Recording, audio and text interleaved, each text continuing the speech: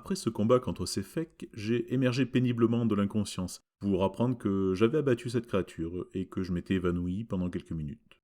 Nous avons décidé d'aller nous reposer à la taverne. Le plan pour ne mettre la puce à l'oreille à personne et justifier le piteux état du groupe a été, comment dire, disons qu'il s'est heurté aux personnalités multiples et complexes du groupe. Du coup, on s'est rabattu sur ce qui fonctionne le mieux dans ce bas monde, la corruption.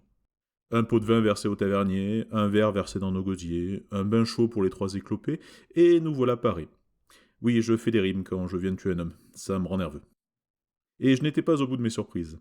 Nous avons pris le temps de discuter avec Shaywan, il me parle encore d'esprit. Je ne comprends pas tout, mais quelque chose me dit que cette histoire n'est pas finie, la région devient de plus en plus hostile.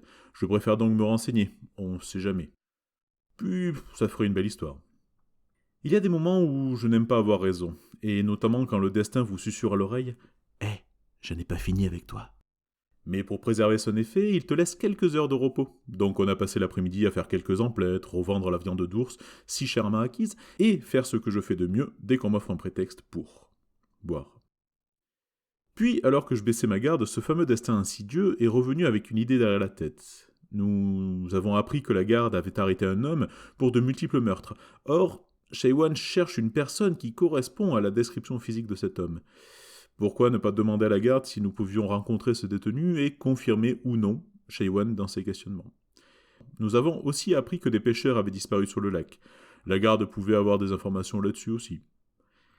Et je n'ai pas été déçu. Le mec en tôle est en fait un mage de thé. Qu'est-ce qu'il fiche là? Personne ne le sait. Mais il est peut-être pas seul. Première bonne nouvelle.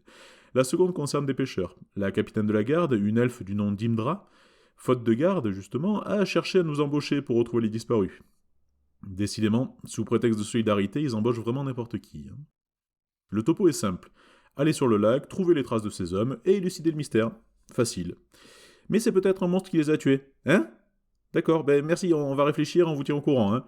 Sauf que le reste du groupe, visiblement en quête d'estime d'eux-mêmes, de gloire et d'hypothétiques richesses, sont bien partants. Et merde. Ils ont essayé de me convaincre, Valek flattant mes prouesses à la dague, Shaywan ma capacité à combattre les esprits.